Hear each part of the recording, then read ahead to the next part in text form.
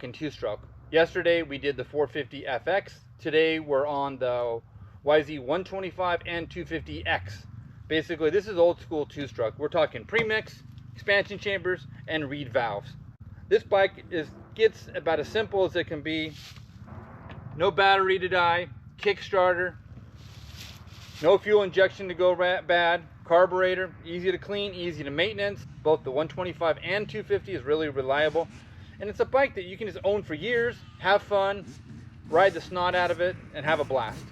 Now this bike, as well as the 250, came out last year in the updated version of their motocross bike. This is based off the motocross bike, but off-road flair added to it with suspension settings, power valve settings for off-road, 18-inch rear wheel, and of course, kickstand.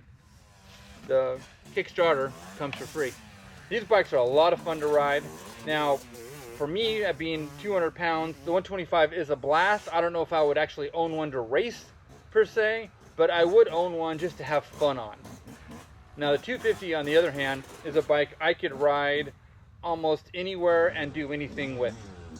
It's got a lot of low-end torque, easy to ride, it's peppy. You can still ride a motocross track with the thing. So it's pretty versatile when it comes to a motorcycle that kind of does everything, especially if you're into the two-stroke style of riding.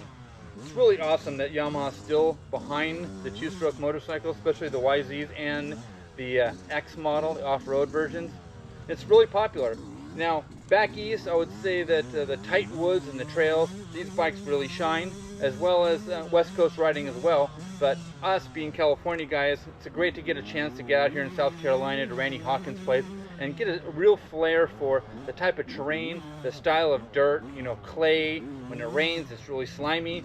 They're really tight woods. We don't really get all this really tight woods riding in California.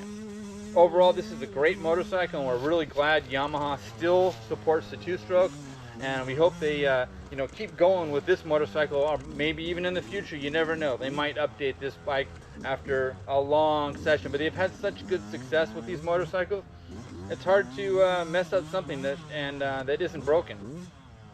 I'd like to thank Yamaha for inviting us out here to Randy Hawkins' place to ride these motorcycles, as well as thanks for Alpine Star for setting up with our gear today, X brand goggles.